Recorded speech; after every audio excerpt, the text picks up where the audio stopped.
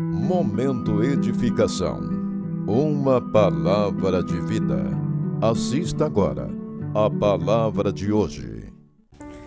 Olá, graça e paz. Mais uma vez estamos aqui em um momento de edificação, pedindo desde já que Deus possa estar abençoando, edificando a nossa vida.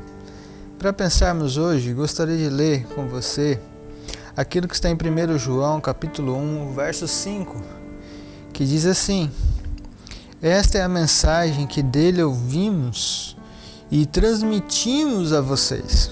Deus é luz, nele não há treva alguma. Se afirmarmos que temos comunhão com ele, mas andamos nas trevas, mentimos e não praticamos a verdade. Se porém andamos na luz, como ele está na luz, temos comunhão uns com os outros, e o sangue de Jesus, seu Filho, nos purifica de todo o pecado.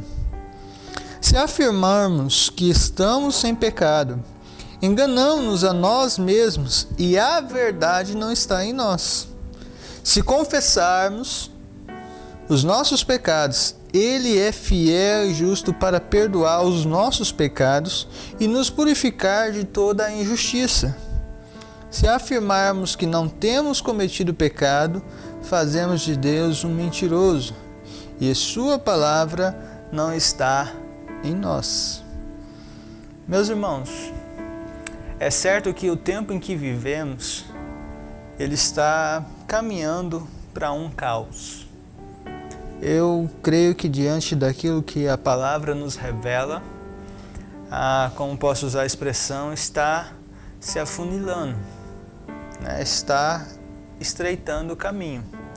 Como já disse outra vez, não é entrar num senso de discussão doutrinária, mas à luz da palavra de Deus eu entendo que a igreja passará pela tribulação. Mas Deus conservará os seus. Deus promete que aos seus ele dará o descanso, a solução, o alívio apesar das dores. E por isso que é o princípio de ser fiel até a morte e dar-te-ei a coroa da vida, como está em Apocalipse 2:10. Mas o que esse texto tem a ver? Eu acredito, meus irmãos, que tem tudo a ver com a nossa realidade quando nós partimos do princípio que nós estamos nos acomodando. Existe um ponto que precisamos nos posicionar, que é como sal da luz, sal que salga e luz que ilumina esse mundo como discípulos de Cristo, seguidores. E esse texto está falando que Deus é luz e nele não há trevas. Ou seja, não tem como ter um dualismo aí entre ser uma coisa e ser outra. Não há amparo para isso. E ele afirma, se temos comunhão com Deus, então nós temos que andar na luz e essa luz tem que brilhar. E não andamos em pecado, em trevas, mentindo, não enganando, mas a verdade habita em nós. Praticamos essa verdade. E aqui ele vai dizer que se nós afirmamos não ter pecado, nós estamos enganando a nós mesmos. E o que eu quero tratar como central é a relativização dessa verdade. Nós estamos vivendo um mundo em que o pecado está se manifestando visivelmente para todas as áreas. Recentemente aí um jogador de vôlei se posicionou contra o homossexualismo e foi praticamente bombardeado, escravizado pelas suas próprias palavras, seu posicionamento. Ele entende como um princípio cristão ir contra isso e verdadeiramente está se posicionando. E ele foi, como diz aí o comentário, lacrado, por aqueles que pensam o contrário, por aqueles que estão perdidos. E é interessante pensar que muitas vezes essa está sendo a margem que muitos que dizem cristão podem entender como certo. Eu tenho visto muitos jovens, muitos cristãos que estão se manifestando como gente homoafetiva e está dizendo que está tudo bem. tá tudo normal. E não é assim. Por isso que o texto fala que se a verdade está em nós, porque andamos na luz e a luz está em nós, nós conseguimos manter essa verdade e é a eficácia dela, porque onde Deus habita não há espaço para mentira, para enganação, para aquilo que é errado.